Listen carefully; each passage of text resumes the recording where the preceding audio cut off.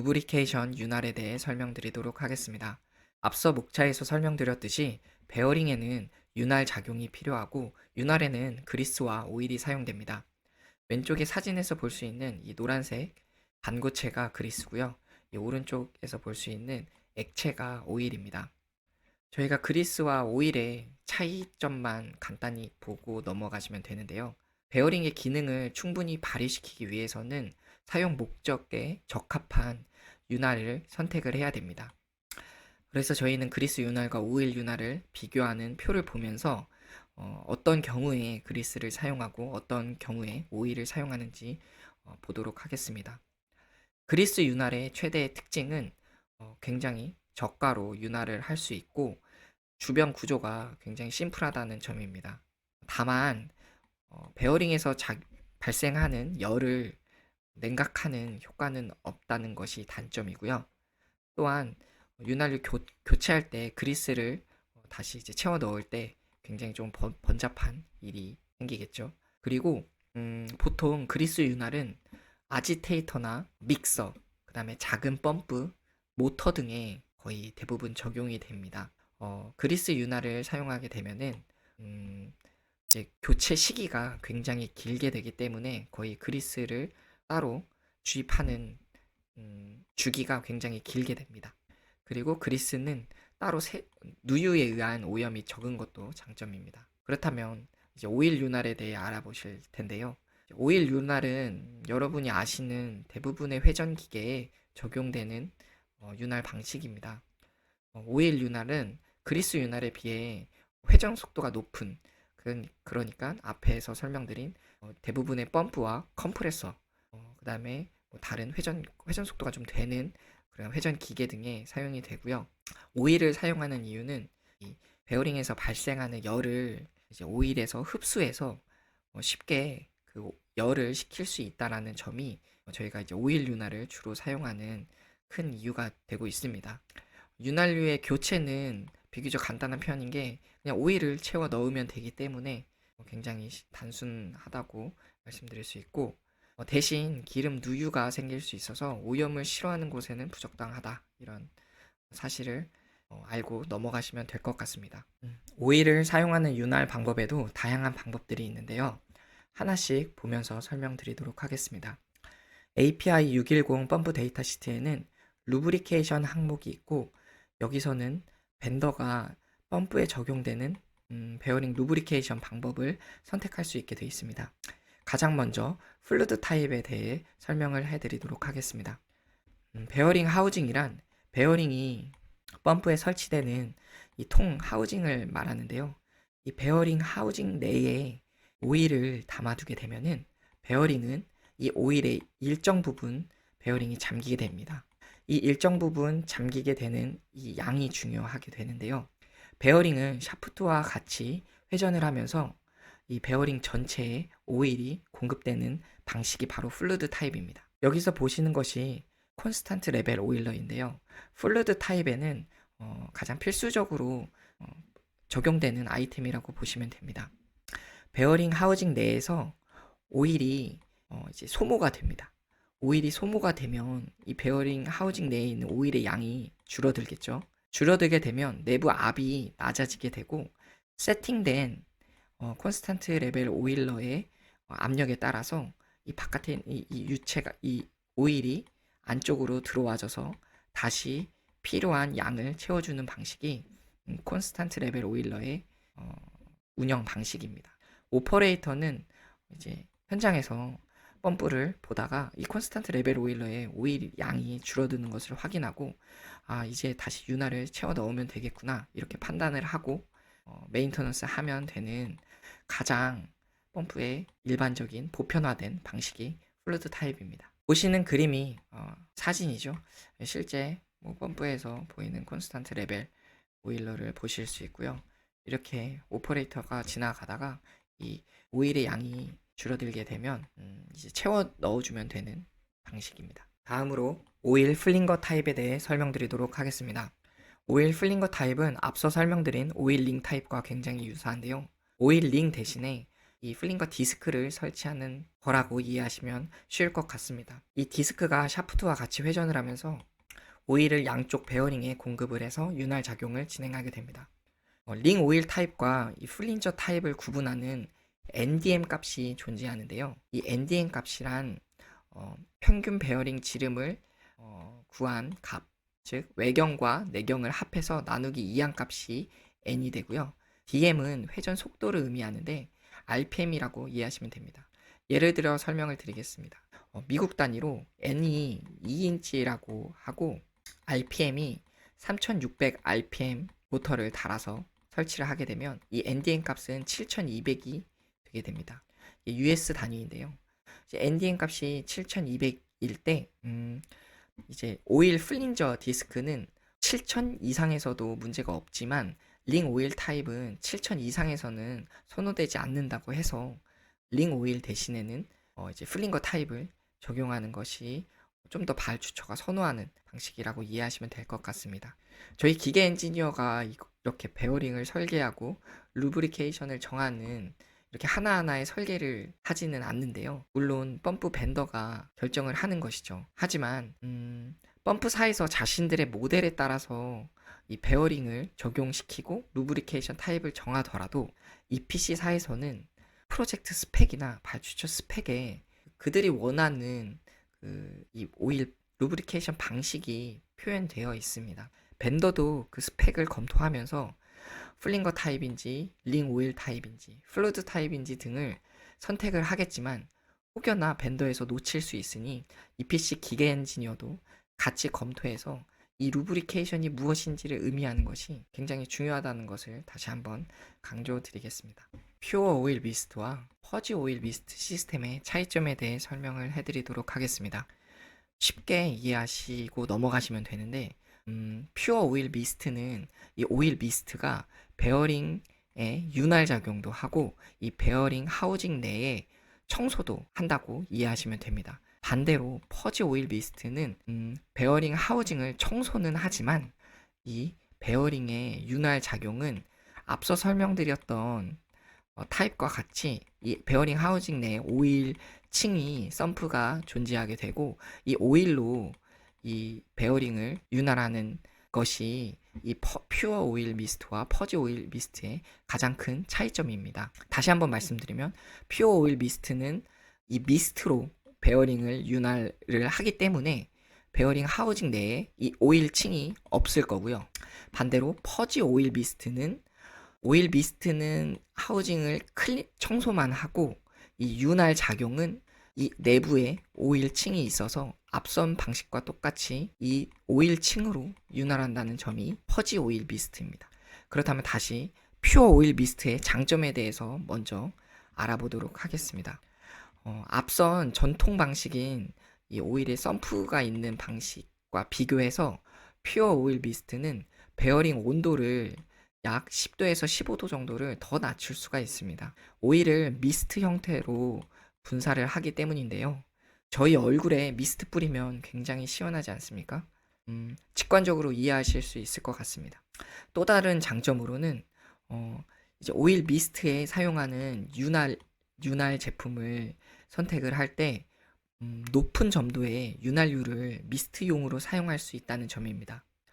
높은 점도는 높은 점도가 있는 윤활유가 만드는 유망의 강도는 굉장히 커서 베어링 수명을 연장할 수가 있게 만드는 것입니다. 앞서 설명드렸듯이 베어링들이 있는 곳이 베어링 하우징인데 이 베어링 하우징 안에 수분과 공기 중에 부유한 오염물질이 외부로부터 이입이 된다면 이 베어링에는 굉장히 좋지 않을 것입니다. 오일 미스트는 이 하우징 내에 약 0.05바 정도의 양압을 유지함으로써 이 수분과 오염물질이 바깥에서 들어오지 못하게 하는 작용을 하는 건데요. 이게 앞서 설명드린 하우징 내를 청소하는 역할을 한다라고 이해하시면 될 것 같습니다. 그리고 이 오일 미스트가 들어가는 피팅 커넥션이 있어서 이 오일 미스트가 베어링을 직접 흐를 수 있도록 하는 것이 바로 퓨어 오일 미스트 타입입니다. API 610에는 퓨어 시스템과 퍼지 시스템에 대해서 디테일한 설계 사항들을 세부적으로 규정해 놓았습니다. 보시는 도면을 하나씩 모두 외우실 필요는 전혀 없으시고 기본적으로 어떤 특징이 있는지 가볍게 알고만 넘어가시면 될 것 같습니다. 왼쪽에 보시는 도면이 퓨어 미스트 시스템이고요. 오른쪽이 퍼지 미스트 시스템입니다. 퓨어와 퍼지의 차이점만 알고 넘어가시면 됩니다. 퓨어 미스트 시스템은 미스트가 베어링 하우징을 클리닝도 하고 베어링을 직접 윤활도 하는 이 두 가지 작용을 모두 합니다. 반대로 퍼지 오일 미스트 시스템에서는 이 오일 미스트가 이 베어링 하우징을 클리닝하는 용도로만 쓰이고요. 그렇다면 베어링 윤활은 앞서 설명드린 이 오일 펌프 층이 윤활을 담당하게 됩니다. 여기는 오일 펌프가 없죠. 여기는 오일 펌프가 있습니다. 그렇다 보니 오일 펌프 층이 있기 때문에 여기서는 이 오일을 뿌려주기 위한 플린저 링이나 오일 링이 필요하게 됩니다. 반대로 여기는 전혀 필요가 없죠. 또한 콘스탄트 레벨 오일러도 필요합니다. 퓨어 시스템에는 당연히 필요 없게 됩니다. 이렇게 퓨어와 퍼지의 차이점만 이해하시고 넘어가시면 될 것 같습니다. 현업에서는 퓨어와 퍼지 시스템의 적용을 프로젝트 스펙이나 발주처 리퀘어먼트에 따라 적용할지 여부를 결정을 하게 되는데요. 기계 엔지니어가 이 타입을 하는 것은 아닙니다. 이 ITB에 나와 있는 대로 퍼지를 할지 퓨어를 할지 결정을 하게 되는데 주로 어느 경우에 이런 오일 미스트 시스템을 둘 다 사용하는지에 대해서 이해를 하시면 될 것 같은데 자동화 시스템이라고 해서 이런 오일 미스트 시스템을 사용하는 것은 아닙니다. 왜냐면 이 펌프가 사용되는 위치에 따라서 이런 오일 미스트 시스템을 적용을 하게 되는데 예로 베어링 하우징 근처에 증기가 많은 경우 예를 들어 스팀 터바인인 경우나 또는 냉각탑 주변에 굉장히 습한 환경에 있는 펌프들에는 이 베어링 하우징 내로 어떤 수분이나 오염물질이 들어올 가능성이 크겠죠. 오일 미스트 시스템을 사용하면 이 베어링 하우징 내를 양압을 유지하기 때문에 이 수분이 들어올 걱정을 안 해도 됩니다. 또한 해외 국가의 습한 날씨의 특성에 따라서도 적용을 하는데요. 동남아 국가의 경우 이 오일 미스트 시스템을 적용하기를 요청하는 경우가 많습니다. 그리고 여기서 하나 오해하시고 넘어가실 수 있는 거에 대해 말씀을 드릴 건데요. 오일 미스트가 공급이 되면 이게 혹시 위험하지 않을까, 폭발하지 않을까 걱정을 하실 수 있는데요. 이 오일 미스트가 공급되는 방식은 처음에 오일 미스트가 생성됐을 때는 오일 미스트가 굉장히 작은 3마이크론 언더의 드라이 미스트 타입으로 생성이 돼서 실제 베어링에 공급될 때는 큰 웻 미스트 타입 약 15에서 20 마이크론 미터의 사이즈로 공급이 됩니다. 이 리클래시파이어라는 장치를 통해 오일 미스트가 이렇게 웻 미스트 타입으로 변환이 돼서 공급이 되는데요. 이렇게 오일 미스트 자체가 크기 때문에 연소하거나 폭발할 위험은 없다고 합니다. 그리고 한 가지 더 설명을 드릴 부분이 있는데요. 이 오일 미스트 시스템에는 이 오픈 루프와 클로즈 루프 타입 두 가지가 있습니다. 클로즈 루프는 사용된 오일 미스트가 밖으로 외부로 벤트되지 않고 순환해서 계속 재사용할 수 있는 타입을 클로즈 루프 타입이라고 합니다. 클로즈 루프의 장점은 벤트가 되지 않기 때문에 주변 환경이 청결해지고 이제 모든 액화 윤활유를 수집해서 이 펌프 바닥에 오일이 없다는 점입니다. 또한 순환해서 계속 사용하기 때문에 오일 소모도 95% 정도까지 감소시킬 수 있다고 합니다. 오픈 루프 타입은 오일 미스트가 사용돼서 이렇게 벤트가 되기 때문에 좀 더 오일 소모량이 조금은 더 있다 정도 이해하시면 될 것 같습니다.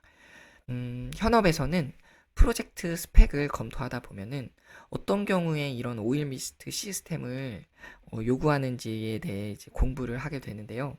기본적으로는 오픈 루프 타입을 적용하게 됩니다. 클로즈 루프를 하게 되면은 금액도 금액이고 굳이 재사용하는 양보다는 오픈루프 타입으로 오일 미스트를 사용해도 문제가 없기 때문에 오픈루프 타입을 선호하는데요. 다만 빌딩 안의 기계에 대해서는 이제 오일 미스트 배출 없이 순환해서 사용하는 이 클로즈 루프 타입을 적용하고, 이게 클로즈 루프가 타입을 적용하기 힘든 경우에는 발주처 승인하에 오픈 루프 타입을 또 적용할 수 있기도 합니다. 루브리케이션 종류의 마지막으로 프레셔 루브 오일 시스템에 대해 설명드리도록 하겠습니다. 보통은 펌프에 적용되기보다 컴프레서 타입에 일반적으로 적용되는 오일 윤활 방법인데요. 이렇게 별도의 이게 오일 프레셔 루브 오일 시스템인데요. 별도의 시스템을 둬서 이제 오일을 펌프를 통해 압력으로 공급하는 방식입니다. 프레셔 루브 오일 시스템은 API에 별도의 스펙이 있는데요. 614 스펙으로 이 프레셔 루브 오일 시스템에 대해 또 상세하게 설계하는 방식들이 설명되어 있습니다. 여기서 하나씩 보면서 간단히 설명을 드리도록 하겠습니다. API 614에서는 이 프레셔 루브 오일 시스템에 대해 굉장히 상세하게 설명이 되어 있는데요. 만약 펌프나 컴프레서 업체에서 본인들이 공급하는 아이템에 프레셔 루브 오일 시스템이 적용이 된다면 이 보시는 P&ID와 같이 루브 오일 시스템에 대해 별도 P&ID를 벤더가 제출을 하게 되고, 이와 관련된 모든 아이템에 대해 이제 벤더가 모두 공급을 해야 됩니다. 이제 현업에서는 이 업체에서 제출한 P&ID를 이제 기계 엔지니어 저가 이제 직접 커멘트를 해서 여기서 필요한 아이템에 대해 프로젝트 스펙이나 어떤 API 요구 사항에 부합하는지를 제가 검토해서 커멘트하는 업무를 진행하고 있습니다. 프레셔 루브 오일 시스템이 어떤 식으로 구성되어 있는지 정도만 간단히 알고 넘어가도록 하겠습니다. 일단 루브 오일을 저장하는 이제 탱크가 공급이 되어야 하고, 여기에는 히터도 설치가 되어야 합니다. 이 탱크의 오일의 양을 관리하는 레벨 게이지와 레벨 트랜스미터도 공급되어야 하고, 이 레벨 2 루브 오일의 온도도 체크하는 템퍼러처 게이지도 설치돼서 이 루브 오일의 온도도 관리해야 됩니다. 이제 오일 탱크에서 나온 이 루브 오일을 펌프를 통해 이제 이제 쿨러로 공급이 되고요. 루브 오일 쿨러로 들어가게 돼서 여기서는 워터 쿨러 방식이나 에어 쿨러 방식으로 열 교환을 통해 루브 오일의 온도를 낮추는, 그러니까 쿨링하는 역할이 여기서 이루어집니다. 이제 열 교환을 마친 오일이 필터를 거쳐서 여기서 이제 필터를 거쳐서 이제 각 베어링 파트나 기어 박스, 터바인 등에 이제 공급이 되게 됩니다. 마지막으로 윤활 관련 타부서 인포메이션입니다. 업체에서는 공급하는 회전 기계에 대해 기계 모델에 맞는 베어링과 필요한 루브리케이션 방법을 결정을 하게 됩니다. 또한 필요한 그리스 양과 오일의 사양도 EPC에 알려주어야 합니다. 업체에서 받은 이 루브리칸트 리스트는 저희가 발주처와 시운전팀에 전달이 되어야 실제 운전을 할 때 이 해당 윤활유를 구입을 해서 발주처가 시운전팀이 운전을 할 수 있을 것입니다. 현업에서는 일단 이니셜 차지, 처음 공급되는 이 루브리컨트는 기계 납품 업체가 채워 넣어서 공급을 하게 되고요. 이제 향후에 그 오일을 다 쓰게 돼서 메이크업부터는 발주처가 이 해당 리스트를 보고 직접 구매해서 사용을 해야 됩니다. 간단히 보시면 펌프 베어링 하우징 내에는 이 오일 타입의 브랜드와 이제 ISO VG 요 점도를 나타내는 타입이 기입이 되고요. 여기서 처음 주입은 0.7리터가 공급이 되어야 하고 2000시간마다 교체가 되어야 하는데 200시간마다 좀 보충을 해줘라, 이런 식으로 표현이 됩니다. 레디얼 베어링에 공급이 되겠고 트러스트 베어링에도 공급이 되겠죠. 그래서 일반적으로 펌프 베어링에는 두 군데를 채워야 된다고 이해하시면 되겠습니다.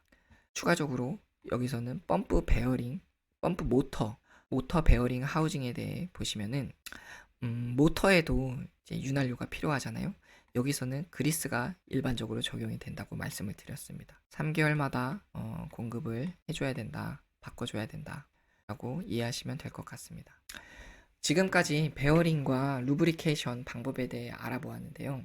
어, 저희가 이 베어링과 루브리케이션 방법을 기본 지식이 없어서는 현업에서 어떤 다큐먼트나 도면을 검토할 때 애로사항이 굉장히 많습니다. 제가 알려드리는 정도는 기본 상식으로, 기본 소양으로 이해하시고 계신다면은 앞으로 현업에서 일을 하실 때 전혀 문제가 없으실 거고, 필요할 때마다 강의 자료를 찾아보고 또 한 번씩 다시 한번 공부를 해보면서 그렇게 일을 해 나가는 것이 저희 기계 엔지니어가 주로 하는 업무입니다. 다음 강의는 펌프의 핵심 강의 중 하나인 미케니컬 실 관련 강의를 가지고 제가 다시 돌아오도록 하겠습니다. 감사합니다.